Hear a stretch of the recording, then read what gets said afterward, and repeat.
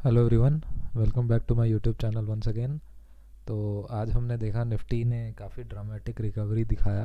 ठीक है, सुबह काफ़ी लो पे ओपन होने के बाद वहाँ से एक स्ट्रेट अवे रैली दिया निफ्टी ने और नियरली 400 पॉइंट्स का अप मूव दिखाया। और ये हमें अपने पोर्टफोलियो में भी काफ़ी अच्छे से रिफ्लेक्ट हो रहा होगा, है ना। हम देख सकते हैं यहाँ पे निफ्टी ऑल दो 0.75% ही पॉजिटिव रहा है, बट फिर भी हमारा जो मेजर मार्केट है उसके काफ़ी सारे स्टॉक्स ने बहुत अच्छा किया है। ऑलराइट, तो हम यहाँ पे देख सकते हैं स्मॉल कैप इंडेक्स जो है हमारा, इसने भी एक रिवर्सल दिखाया है। ऑल दो 0.9% ही पॉजिटिव है ये, बट मिड कैप इंडेक्स भी हमारा 1% पॉजिटिव में है। बट अगर सारे सेक्टर्स में हम देखें तो सबसे अच्छा जिसका परफॉर्मेंस रहा है वो है बैंक निफ्टी का। ओके, यहाँ पे हम देख सकते हैं ये जो बैंक निफ्टी का चार्ट है, इसने बहुत ही बड़ा ग्रीन कैंडल बनाया है। कंटिन्यूसली सुबह से ये ग्रीन में था। तो इसका हम रीज़न भी डिस्कस करेंगे और आज हम बात करने वाले हैं कि मैं स्टॉक्स सेलेक्ट कैसे करता हूँ। किसी ने पूछा था मेरे से कि स्टॉक्स कैसे सेलेक्ट करते हैं या फिर किस में हम अपना पोजीशन बनाएं, है ना, इस तरीके से। तो सबसे पहले हम यहाँ पे ये देखें कि अगर हम ऐसे छोटे मोटे फॉल्स में या इस तरह के करेक्शंस में अगर हम बिल्कुल भी मार्केट से बाहर हो जाते हैं, जैसा कि मैंने कल भी मेंशन किया था कि मैं अपना कोई भी पोजीशन सेल नहीं कर रहा हूँ। जो मेरे लॉन्ग टर्म के पोजीशंस हैं वो मैं सेल नहीं कर रहा हूँ। इनफैक्ट मैं इन सभी डिप्स में और ऐड करने का ही देख रहा हूँ। ओके, तो लाइक फॉर एग्जांपल ये सारे विप्रो के स्टॉक्स, जैसे मैंने कहा था कि मैं इसमें पोजीशंस भी बना रहा हूँ, है ना। तो काफ़ी अच्छा पोजीशन बना है इसमें मेरा। और इसी तरीके से एक और स्टॉक है जिसमें मैं अभी रिसेंटली पोजीशन बना रहा हूँ, ये है एशियन पेंट। ओके, तो इसको भी ऐसा नहीं कि मैं रैंडमली इसमें पोजीशन बना रहा हूँ जस्ट बिकॉज ये फॉल कर रहा है। इसका भी कुछ ऐसा ही सेम सिचुएशन था कि मैं इसको लोअर प्राइस पे ख़रीदना चाह रहा था, बट उस टाइम पे अपॉर्चुनिटीज़ नहीं थे या फिर मैं उस समय प्रिपेयर्ड नहीं था। बट आज क्योंकि मैं प्रिपेयर्ड था तो इसमें काफ़ी कुछ मैंने पोजीशंस बनाए हैं, धीरे धीरे बना रहा हूँ मैं। ओके, तो अब यहाँ पे हम देखें एक बार कि बैंक्स का जो परफॉर्मेंस रहा है ये बहुत बेहतरीन रहा है। इसका रीज़न क्या है? ये मॉर्निंग से एक छोटा सा डिप दिया इसने और यहाँ से सीधा सीधा ये ऊपर चलता गया। ओके, तो इसी तरीके से बट हम निफ्टी में अगर देखें तो निफ्टी ने सुबह एक बहुत ज़्यादा डीप करेक्शन दिखाया और वहाँ से फिर इसने एक रैली दिखाया। तो बैंक्स का इतना अच्छा परफॉर्मेंस का जो रीज़न है वो, हम यहाँ पे कुछ बैंक्स का मूवमेंट देख लेते हैं, उससे हमें पता चल जाएगा। तो यहाँ पे हम देखें कि ये पाँच छः बैंक्स हैं, ICICI, HDFC, axis, Kotak, SBI और इंडसइंड बैंक। तो इंडसइंड बैंक फिर भी इतना नहीं होता है इसका वेटेज, बट ये जो सारे बैंक्स हैं इनका मेजर वेटेज होता है। तो एक्चुअली में जो बैंक निफ्टी का आउट परफॉर्मेंस का जो रीज़न है that is one and only because of axis bank. तो हम देख सकते हैं एक्सिस बैंक नियरली 6% 7% पॉजिटिव रहा है और बिल्कुल मॉर्निंग में ये गैप अप ओपनिंग हुआ इसका एंड कंटिन्यूसली ये ऊपर चलता गया, ठीक है, बिना किसी रुकावट के। यहाँ पे देख सकते हैं गैप अप ओपनिंग हुआ और ये कंटिन्यूसली ऊपर दौड़ता चला गया, ठीक है। तो इस बैंक ने अकेले ने बैंक निफ्टी को बहुत ही स्ट्रॉन्ग तरीके से पकड़ के रखा था। ऑलराइट, तो इसी तरीके से एक और बैंक है एसबीआई बैंक। तो इसने भी सुबह से काफ़ी बेहतरीन परफॉर्मेंस किया है। थोड़ा सा गैप डाउन ओपन हुआ बट वहाँ से जो इसने स्ट्रेंथ दिखाया, हम देख सकते हैं इसका अगर डेली मूवमेंट, तो ये बॉटम से जो है ये स्टॉक करीबन करीबन 5% आई थिंक ये ऊपर गया था, राइट। तो नेट नेट 4.7% है। एक टाइम पे ये 5.5% ऊपर था। ओके, और एक्सिस बैंक तो ऑलरेडी दिखा ही रहा है, ये गैप अप के साथ ही ओपन हुआ था एंड 6.76% ऊपर रहा है। तो यहीं से मैं एक्चुअली अपना जो स्टॉक सिलेक्शन का जो फंडा है वो मैं यूज़ करता हूँ। तो बेसिकली दो तरीके की चीज़ें हैं। एक हमारा बहुत लॉन्ग टर्म का व्यू जैसे होता है, तो जैसे मैं विप्रो को गिरते हुए एक्यूमुलेट करते जा रहा हूँ, तो विप्रो को एक्यूमुलेट करने का मेरा रीज़न ये है कि मेरा व्यू बहुत बड़ा है। Okay, I mean like 1 year के आसपास मैं उसको होल्ड करना पसंद करूँगा, 1 ईयर 2 ईयर अकॉर्डिंगली, है ना। क्योंकि एक ब्लू चिप कंपनी है और उसमें कोई ऐसे ड्रॉबैक नहीं है ना। तो उसको मैं काफ़ी टाइम तक होल्ड कर सकता हूँ, जैसे विप्रो हो गया या फिर एशियन पेंट्स जैसे मैं बात कर रहा हूँ। तो ये सारे फॉलिंग मार्केट में इसको इसलिए एक्यूमुलेट कर रहा हूँ मैं, क्योंकि इनका जो होल्डिंग कैपेसिटी है इसको मैं बहुत ज़्यादा रखने वाला हूँ, एक लंबे टर्म के लिए इनको रखने वाला हूँ। तो अगर आपका व्यू बहुत लंबा है तो आप ब्लू चिप कंपनीज़ में कहीं पे भी कुछ भी आप परचेज करके आप उसको होल्ड कर सकते हैं, provided it's a very decent company. अब ऐसा नहीं कि मैं बिल्कुल भी, जैसे आइडिया, यस बैंक जैसे तो मैं बिल्कुल प्रेफर नहीं करता हूँ, है ना। एंड बट निफ्टी 50 के जो मेजर कंस्टिट्यूएंट स्टॉक्स हैं तो इस तरीके से मैं इनको प्रेफर करता हूँ, है ना। एशियन पेंट्स भी है और विप्रो भी निफ्टी 50 में आता है। बैंकिंग्स के भी काफ़ी सारे ये जो स्टॉक्स मैंने दिखाए ये सारे मेजर कंस्टिट्यूएंट्स में आते हैं। तो एक होता है बहुत लॉन्ग टर्म व्यू के साथ अगर हम देखें तो आप किसी भी डिप में इसको एक्यूमुलेट करते जाएं, इस तरीके के जो क्वालिटी स्टॉक्स होते हैं। और दूसरा एक अपना पोर्टफोलियो का जो सेक्टर होता है वो है स्विंग ट्रेड्स, जिसमें हम थोड़े टाइम के लिए देखते हैं, लाइक शॉर्ट टर्म बेसिस पे 1 मंथ, 2 वीक्स, 3 वीक्स या 1 वीक तक हम 5 से 10% का उसमें वैल्यू ग्रोथ देख के हम उसमें एग्जिट ले लेते हैं। तो शॉर्ट टर्म पीरियड के लिए जो हम स्टॉक्स लेते हैं उसको सेलेक्ट करने का मैं यहाँ पे तरीका डिस्कस करता हूँ कि मैं उनको कैसे सेलेक्ट करता हूँ। तो शॉर्ट टर्म में हमें बेसिकली एक स्ट्रॉन्ग स्टॉक के साथ जाना होता है जो थोड़ा स्ट्रेंथ दिखा रहा हो, ठीक है। मतलब ऐसा कोई स्टॉक नहीं जो कि गिर रहा है, फॉल कर रहा है, अगर हमने उसको परचेज कर लिया तो हो सकता है वो थोड़े टाइम तक नीचे रह जाए, है ना।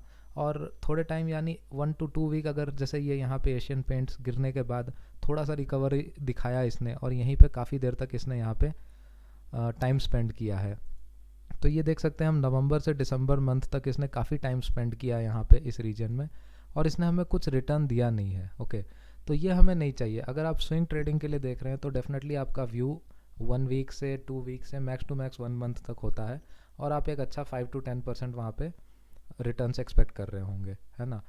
बट अगर इसी एशियन पेंट को मैं लॉन्ग टर्म व्यू के साथ अगर रखना चाहूँ तो मैं इस डिप में या यहाँ से अगर मैंने बाई करना स्टार्ट किया इस लेवल से, जैसा कि आप देख सकते हैं इस लेवल की बात कर रहा हूँ, अगर यहाँ से मैंने बाई करना स्टार्ट किया तो ये डिप तक मैं बाई करता रहूँगा। और अगर इसको मैं 1 साल तक होल्ड करना चाहता हूँ तो आप देख सकते हैं यहाँ से इसने लगभग 20% का ग्रोथ दे दिया है, ठीक है। और ये बस 2 से 3 महीने हुए हैं, ओके। बट मैंने कहा कि जैसे इस तरह के ब्लू चिप स्टॉक्स को एक लंबे पीरियड के लिए अगर हम होल्ड करना चाहते हैं तो nearly 6 months to 8 months time देना होगा हमें। यहाँ पे थोड़ा करेक्शन आया तो मैं यहाँ पे हो सकता है और ऐड करना पसंद करूँगा, है ना, प्रोवाइडेड अगर यहाँ पे मैंने पोजीशंस बनाए होते हैं तो। बट क्योंकि अभी यहाँ पे मैंने पोजीशन बनाया नहीं है एशियन पेंट्स में, तो इस जगह पे अभी मैं पोजीशन बना रहा हूँ, ओके। तो ये लॉन्ग टर्म व्यू के साथ है। बट शॉर्ट टर्म व्यू के लिए अगर मैं बात करूँ तो हम यहाँ पे स्ट्रेंथ देखते हैं, किसी भी स्टॉक का स्ट्रेंथ देखते हैं। तो स्ट्रेंथ देखने का जो सीक्रेट है जो मैं फॉलो करता हूँ वो कुछ ऐसा है कि हम एक फॉलिंग मार्केट में हैं अभी इस समय। ग्लोबल मार्केट पैनिक में है, जैसे अभी भी वॉर का सिचुएशन है रशिया एंड यूक्रेन में। तो अभी भी हम देख सकते हैं ग्लोबल मार्केट्स सब रेड में है ना। फेड मीटिंग होने वाला है वेडनेसडे नाइट को।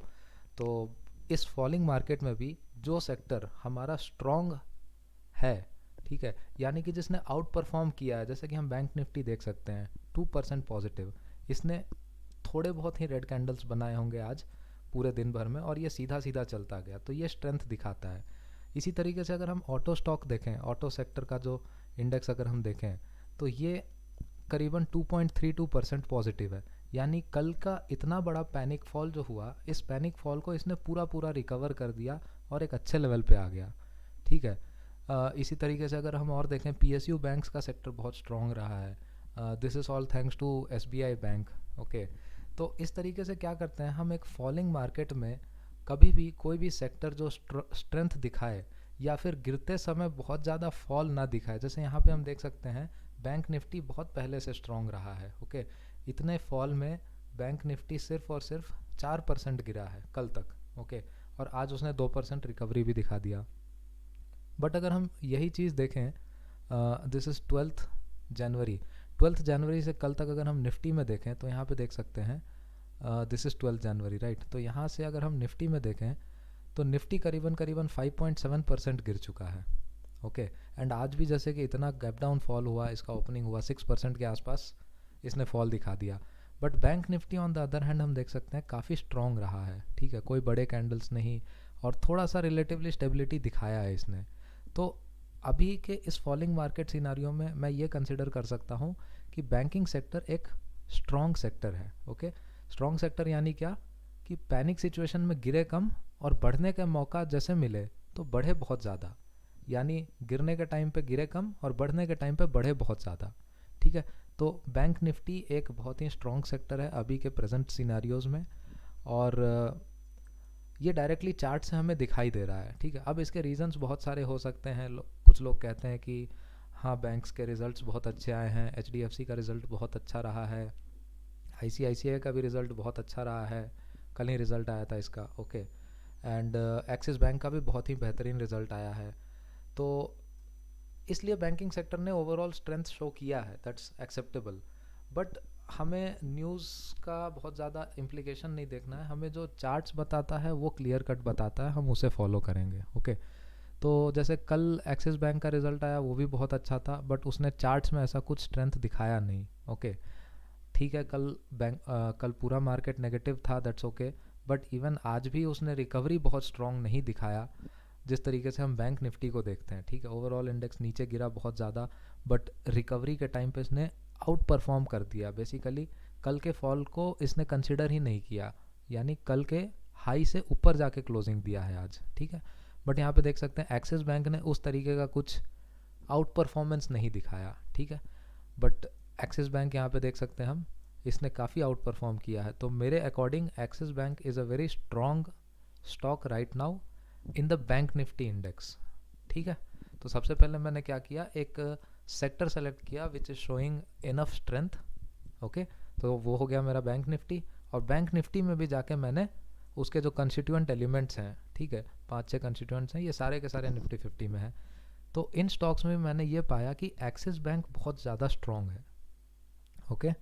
तो अब अगर मेरे को स्विंग ट्रेड के लिए ये ख़रीदना होगा तो मैं एक्सिस बैंक के साथ जाना पसंद करूँगा, ओके।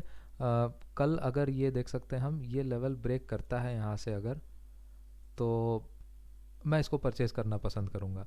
और अगर ये यहाँ पे इसी लेवल पे, ठीक है, 1 से 2% के रेंज में अगर ये यहाँ पे टाइम स्पेंड कर लेता है, लगभग 3-4 डेज़ या 2-3 डेज़ अगर यहाँ पे टाइम स्पेंड कर लेता है और फिर अगर ये ब्रेकआउट देता है, तो एक बहुत ही अच्छा कैंडिडेट होगा ये। इसको करीबन 2 to 3 वीक्स के लिए मैं होल्ड करना पसंद करूँगा, 5 to 7-10% के रिटर्न्स के लिए, ओके। तो इस तरीके से मैंने बैंकिंग इंडेक्स का एक स्टॉक के बारे में बताया। इसी तरीके से एक और स्टॉक है जो मेरे रेडार में काफ़ी टाइम से चल रहा है, मैं दिखाता हूँ। ऑटो इंडेक्स ने आज बहुत ज़्यादा स्ट्रेंथ दिखाया, ठीक है, कल के पूरे फॉल को इसने ओवरकम कर लिया है। तो ये भी लगभग काफ़ी स्ट्रॉन्ग है, ऊपर से देख सकते हैं काफ़ी कम गिरा है ये, है ना, एंड बढ़ रहा था, काफ़ी टाइम से बढ़ रहा था, बट फॉल आया तो इसने थोड़ा फॉल दिखाया। बट इसका जो एक एलिमेंट है which is Hero MotoCorp, okay. तो मैं दिखाना चाहूँगा कि जैसे ये तो काफ़ी अच्छा आज इसने रिकवरी दिखाया, तो आज के मार्केट में हम कह सकते हैं कि ऑटो स्टॉक्स भी एक अच्छा स्ट्रेंथ शो कर रहा है, ठीक है, आउट परफॉर्म किया इसने भी। इसका भी रीज़न एक ये है कि आज मारुति का रिज़ल्ट आया, बहुत अच्छा रिज़ल्ट रहा इसका। बट मारुति इज़ लाइक मतलब 1 डे बाउंस इसका है, ठीक है। इसने सडनली आज एक 6-7% का कैंडल बना है, बट ओवरऑल इसका परफॉर्मेंस यहाँ पे देख सकते हैं काफ़ी न्यूट्रल सा एंड काफ़ी डल सा परफॉर्मेंस था। यहाँ पे काफ़ी टाइम स्पेंड किया एंड वोलेटिलिटी इसमें बहुत ज़्यादा था, इसने ज़्यादा अपमूव भी एज सच नहीं दिया है, यहाँ से यहाँ तक देख सकते हैं हम। But on the other hand एक स्टॉक को मैं काफ़ी टाइम से ट्रैक कर रहा हूँ which is Hero MotoCorp. तो यहाँ पे हम देख सकते हैं, यहाँ पे हम देख सकते हैं ये बॉटम से हीरो मोटो कॉर्प ने एक बहुत ही बेहतरीन रैली दिखाया है। ये करीबन इस पीरियड तक इसने 9% का ग्रोथ दिखा दिया था, ओके। एंड यहाँ पे इसने थोड़ा टाइम स्पेंड करने के बाद इसने एक और ब्रेकआउट दिया है, ओके। एंड यहाँ से भी ये करीबन 7 to 8% अप है ये आज, ओके। तो कहने का मतलब ये है कि और भी स्टॉक्स हम देख सकते हैं। आइशर मोटर्स, ये भी इसने यहाँ पे फॉल में देखिए बहुत ज़्यादा पार्टिसिपेट किया, बहुत बढ़ चढ़ के इसने पार्टिसिपेट किया गिरने में, ओके। एंड इसी तरीके से M&M भी, महिंद्रा एंड महिंद्रा जो हम जानते हैं, इसने भी बहुत पार्टिसिपेट किया है गिरने में, और आज देखिए यहाँ पे उठने में इसने बहुत ज़्यादा पॉजिटिवली पार्टिसिपेट नहीं किया, इनफैक्ट नेगेटिव ही रहा है आज ये। तो M&M को तो मैं बिल्कुल रूल आउट कर दूंगा, अभी इसमें कोई स्ट्रेंथ नहीं है, तो मैं इसके साथ जाना पसंद नहीं करूँगा बिल्कुल भी। आइशर मोटर्स, ठीक है, इसने यहाँ पे फॉल ज़्यादा दिया है एंड कल के हाई को भी इसने ब्रेक नहीं किया है, तो इस तरीके से इसने भी बहुत ज़्यादा स्ट्रेंथ नहीं शो किया है। मारुति ने आज एक बहुत बड़ा कैंडल बना दिया है, तो इसमें वेट करना पसंद करूँगा मैं। बट जिस तरीके से हम अच्छा ये बजाज ऑटो भी देख लें, तो यहाँ पे भी इसने बहुत ही कन्विंसिंग सा नहीं दिया है। यहाँ पे इसने कंसोलिडेट करने के बाद इस रीजन में ये नीचे गिर गया। ओके, हम ये देख सकते हैं लगभग 17 जनवरी के बाद ये गिरने में लगा हुआ है। But on the other hand Hero Moto में देखें हम, तो 17 जनवरी को इसने एक बहुत बड़ा ग्रीन कैंडल बनाया और अपने आप को इसने होल्ड किया। और कल के मार्केट में हम जैसा जानते हैं 4% 3% निफ्टी गिरने के बाद भी ये इतना सा ही कैंडल बना के रह गया हीरो मोटो कॉर्प। तो ये कैंडल मेरे लिए बहुत इंपॉर्टेंट है। ओके, इस कैंडल ने जितना स्ट्रेंथ शो किया है ना, मैं बस इसी स्ट्रेंथ के बेसिस पे हीरो मोटो को स्विंग ट्रेड के लिए मैं लेना पसंद करूँगा। ओके, इस पर्टिकुलर रेड कैंडल के वजह से। तो बहुत ही छोटा सा रेड कैंडल रहा है ये, एंड बहुत ही बेहतरीन स्ट्रेंथ दिखा रहा है ये।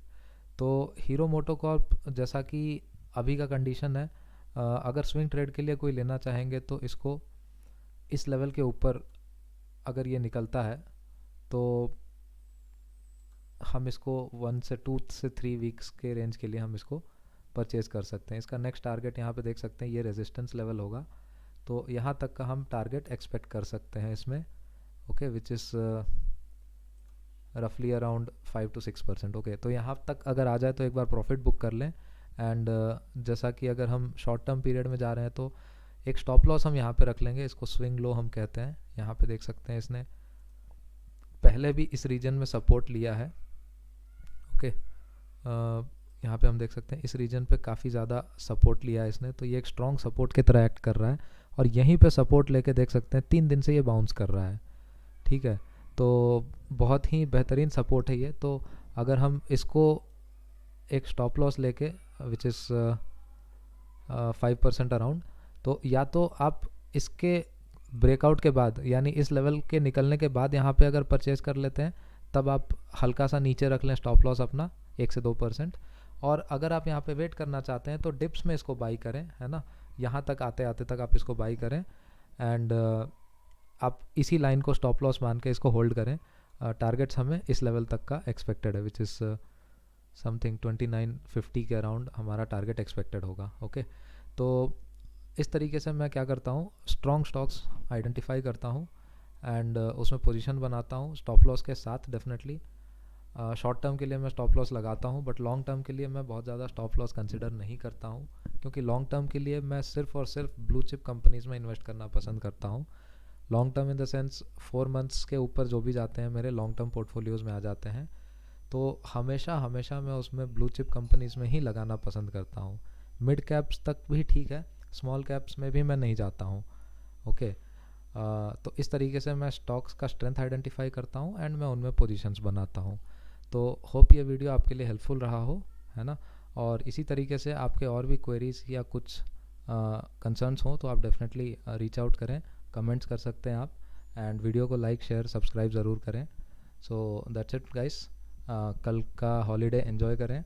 Happy Republic Day to everyone, and we'll see you soon again with the next video. Okay, thank you everyone.